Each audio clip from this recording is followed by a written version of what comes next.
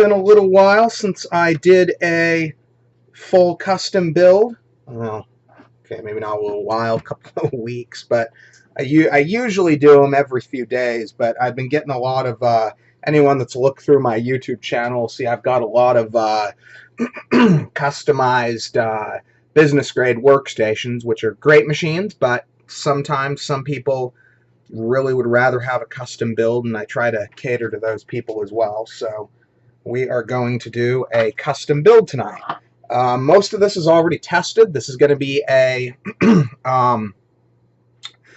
Intel Core i7 3770, 16 gigs of RAM with a GTX 780 video card.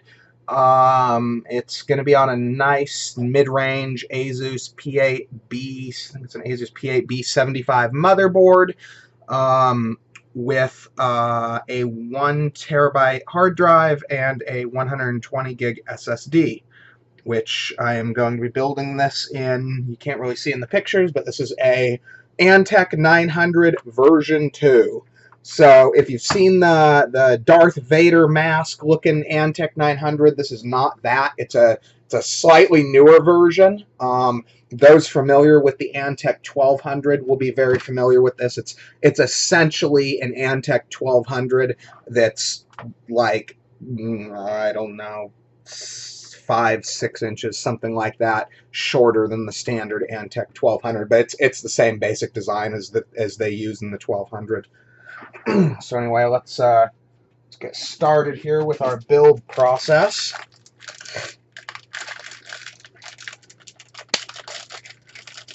I'm not doing as many of these custom builds because, as anybody that's been watching the market knows, getting your hands on anything even remotely close to a performance grade video card is beginning to get to the point where it costs more than the whole system's worth, which is just stupid.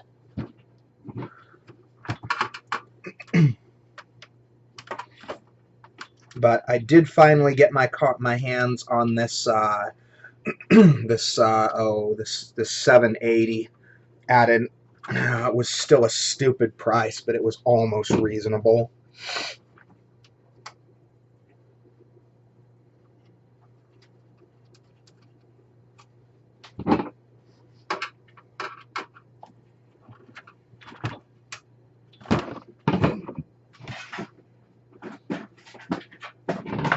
At this point, the only real way to do this is to get all the other parts at just such an obscenely good price that you can justify drastically overpaying for a video card.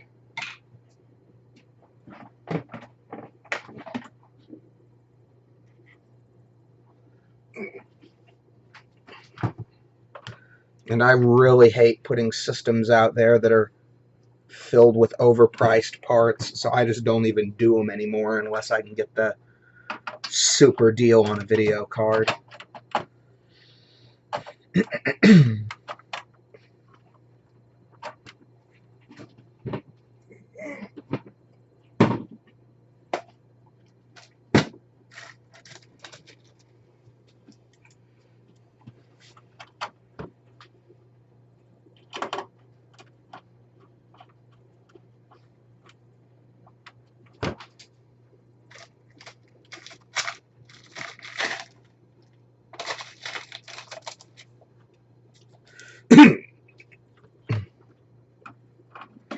A system in this class is going to be able to play every single game out right now at either max or really, really close to max settings at 1080p. You would be able to do a few games at like 2K, yeah, 2K resolution. But typically, a system like this is going to be aimed at people that are looking to max out on like a 27-inch 1080p is usually the ideal setup for a build like this.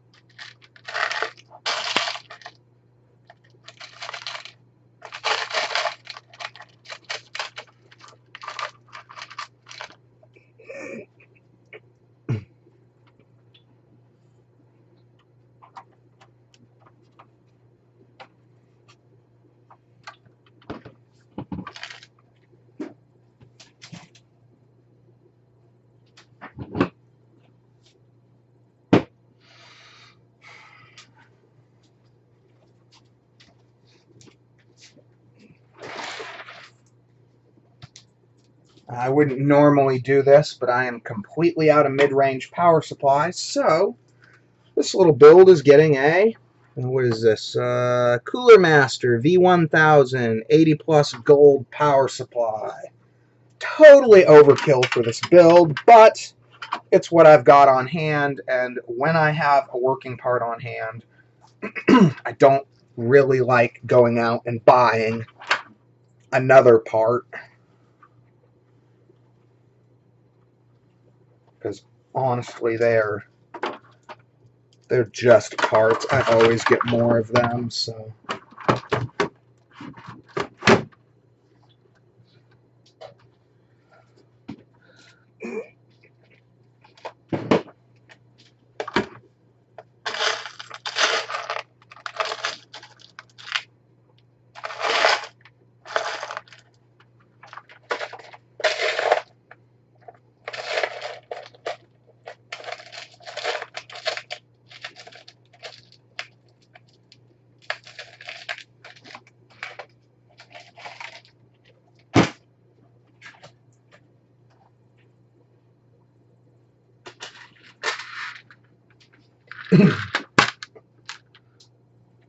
cool thing with this one is I did receive almost all, I think all, either almost all or all of the modular plugs for the power supply, which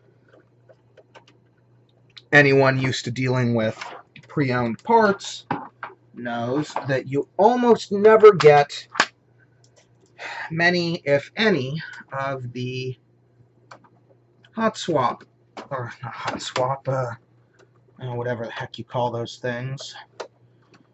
The modular plugs, that's what I'm looking for.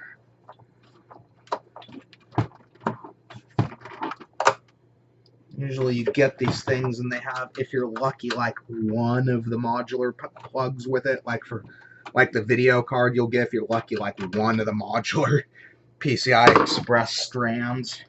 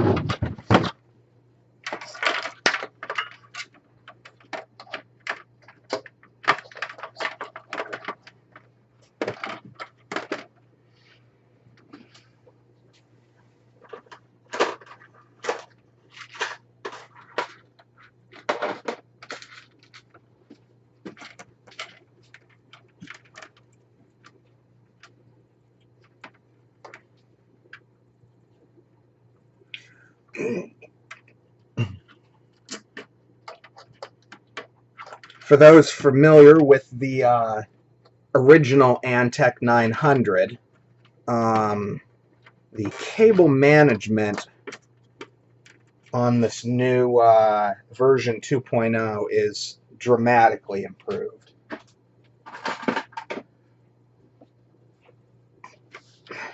The old 900 had horrible cable management.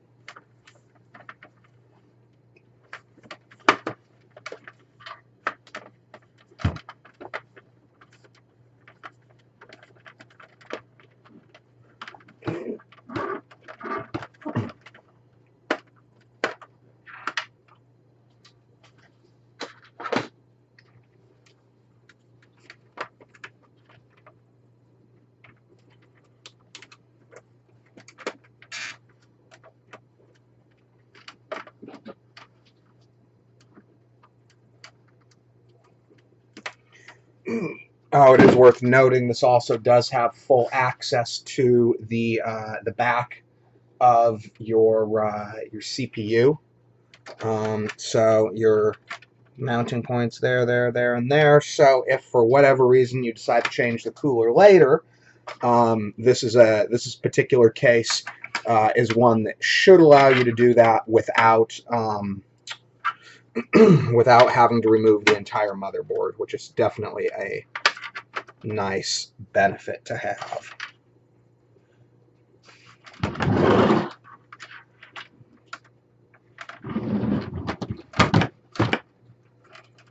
We are going to tuck, this is the cable to the front panel eSATA.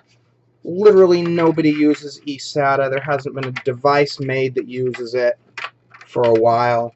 It was kind of something experimental, and I'm pretty sure everything's switched over to USB 3 at this point, so I'm going to kind of tuck that out of the way. Cable's there if buyers end up needing it. It's just sitting there as a loose cable, but I'm not going to waste a SATA port on it.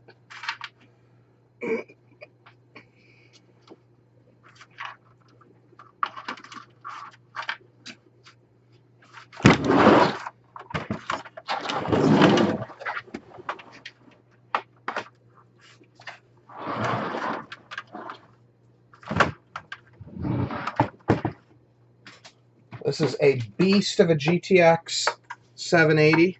I custom modified the cooler myself. I was not happy with the thermal performance. Shall I say thermal and acoustic performance of the original cooling solution. So I replaced it. I keep doing that the wrong direction. There we go.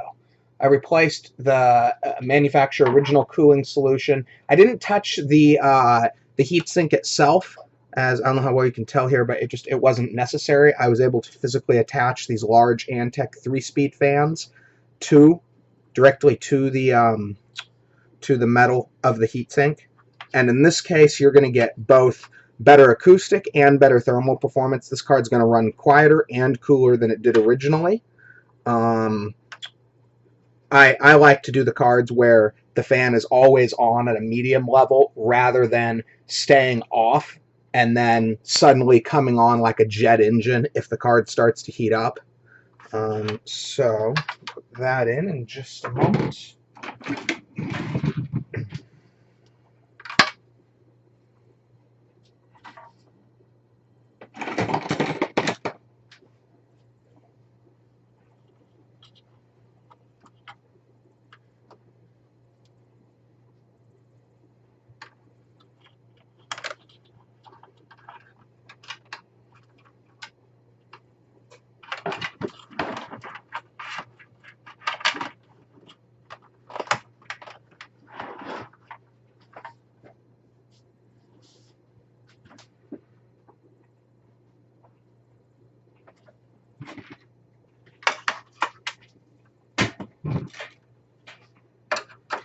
And these particular fans that I put on the video card have that nice blue glow. So they will also, nicely enough, match the they will match the blue glow on the Antec fans that came originally on this case, which is always a nice extra.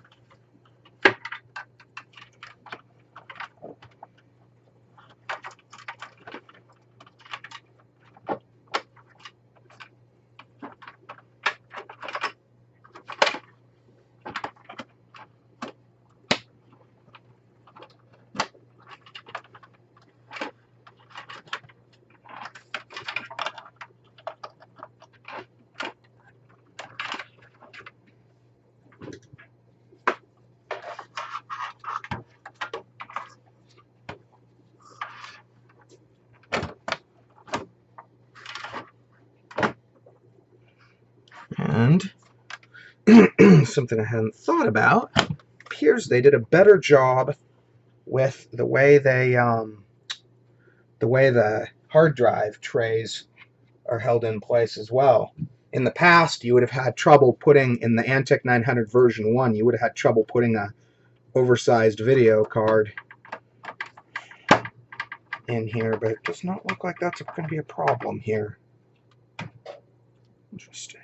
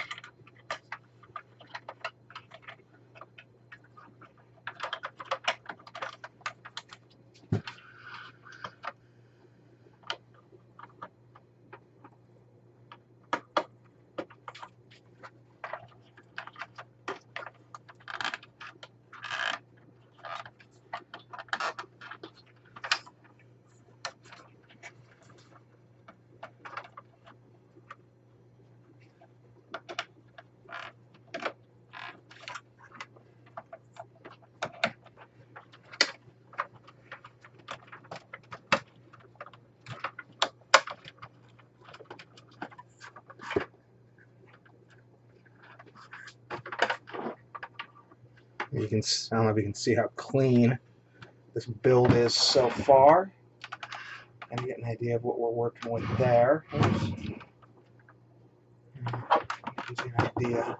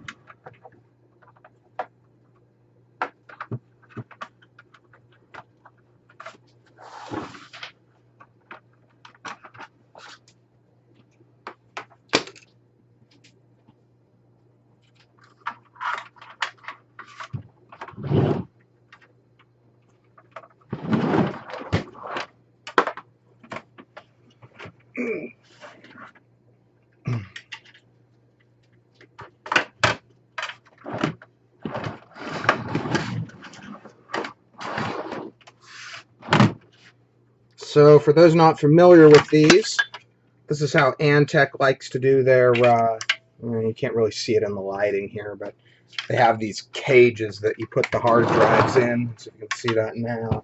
Yeah, now you can see it's got this, okay, I'll probably put, and they've got fans on them too that blow into. I'll probably put one hard drive in the center right here, and then the SSD will be against this, against the bottom of the cage.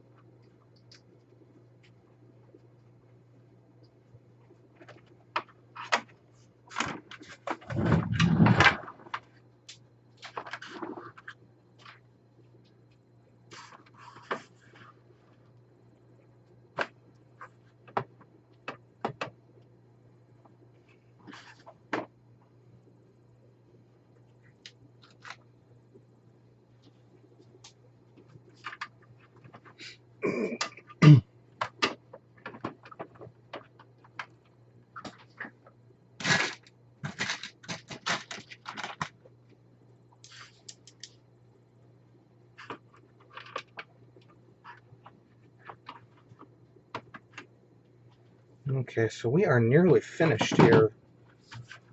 It's actually a really solid video card. Usually with a card this big, you've got a lot of weight here that moves, but this is pretty solid.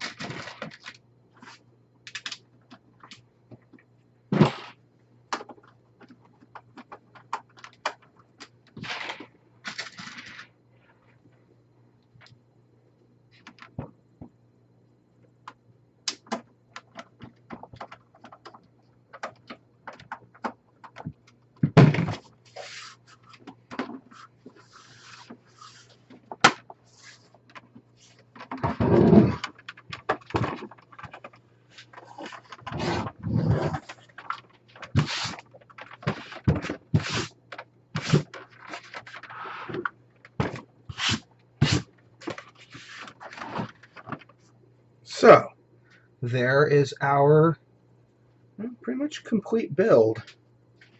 And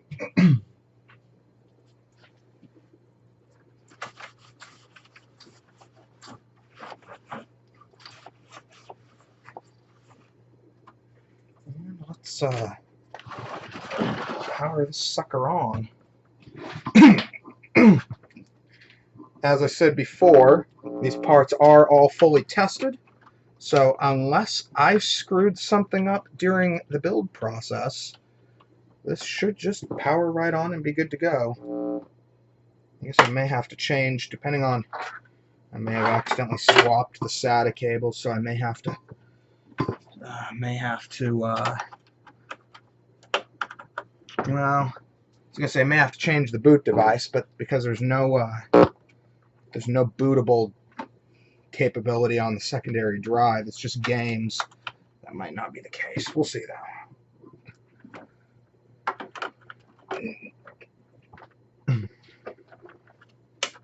Okay, let's see what the sucker does.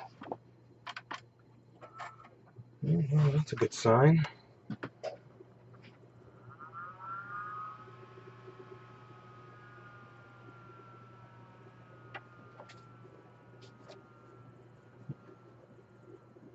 It looks like we're good to go. And this is really nice because with all these Antec fans, this sucker's nearly silent. Very cool, very quiet build. So I will be posting video demos with this build. I think I was testing with Assassin's Creed Origins on this one, so I'll probably do some Assassin's Creed Origins, and I might do a demo on